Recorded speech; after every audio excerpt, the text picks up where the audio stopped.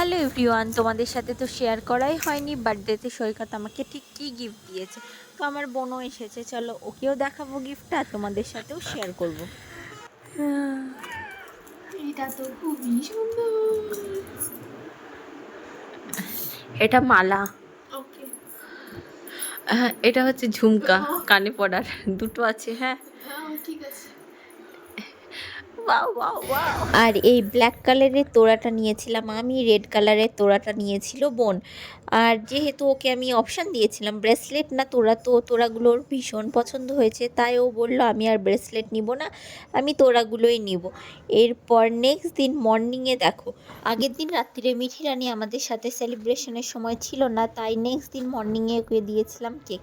ও তো কেকটা পেয়ে ভীষণ আনন্দ, একটু করে খাচ্ছে আর কেমন নাচ করছে। এরপর মিঠির খাওয়া কমপ্লিট করে স্নান করাতে না করাতেই দেখি মারা চলে এসেছে। মারা এসে তরকারি কাটা কুটি শুরু করে দিয়েছে, আর ওইদিকে আমার বোনের পেয়ে গিয়েছিল খিদে, তাই ও কিছু খাচ্ছিল। আর এখানে বাবা দিয়ে গিয়েছিল ইলিশ মাছ, আর এখানটায় সমস্ত মশলা আমাদের রেডি হয়ে গিয়েছে। তো এখানটায় ও মুড়ি খাবে, তো আমি ওকে ভীষণ রাগাচ্ছিলাম। তারপর আমি এখানটায় বসে স্যালাড কাটছিলাম, তার সাথে ফল, এখানে আছে ডাল শাক মাংস, এখানটায় আছে তরকারি, তার সাথে ইলিশ মাছের ঝোল, সেটা হচ্ছে জিরে বাটা দিয়ে। আর এখানটায় তেল বেরিয়েছিল মাছের, ইলিশ মাছের তেল দিয়ে ভাত খেতে ভীষণ ভালো লাগে। আর আমাদের মোটামুটি অর্ধেক রান্না হোটেল থেকে এসেছে, আর বাকিটা মা করেছে। আর এইদিকে বোন নিয়ে এসেছিলো দই মিষ্টি চকলেট চিপস কুরকুরে। রেডি হয়নি, হয়ে যাব তাড়াতাড়ি।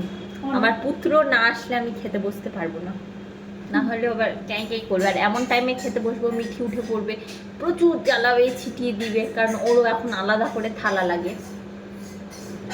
আসবে আজ বার্থডে, 2-3 বেলা করে আমাদেরকে খাওয়াবে দুই মা মিলে। তারপরে আবার রাত্রিরে আছে দেশি মুরগির মাংস, লুচি। বার্থডেতে আমি আর আমার বহিন থালা সাজাই সবার জন্য। আমাদের বার্থডেতে আমরা দুজনাই আমাদের থালা সাজাই। অন্যদের সাজানো আমাদের পছন্দ হয় না, অ্যাস্থেটিক সাজাতে পারে না ওরা, তাই আমরাই সাজি।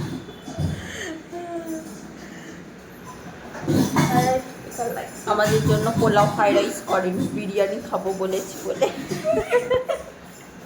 আমাদের জন্য পোলাও ফ্রাইড রাইস কেউ কিছু করেনি, বিরিয়ানি খাবো বলে শুধু ভাত শাক খেতে দিবে, খুব দুঃখ আমাদের।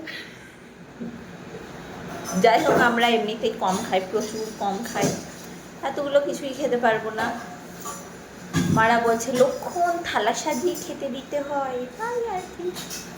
পরে সেটা তুলে দেওয়া হবে, সেটা বড় ব্যাপার না। তোরা ভাত কম খাবি আর পায়েস বেশি করে খাবি, কেননা ওই যতগুলো পায়েসের চাল ততদিন আয়ু হবে। 200টা চাল থাকলে 200 বছর বাঁচার আমার বুড়ি হয়ে কোনো ইচ্ছা না।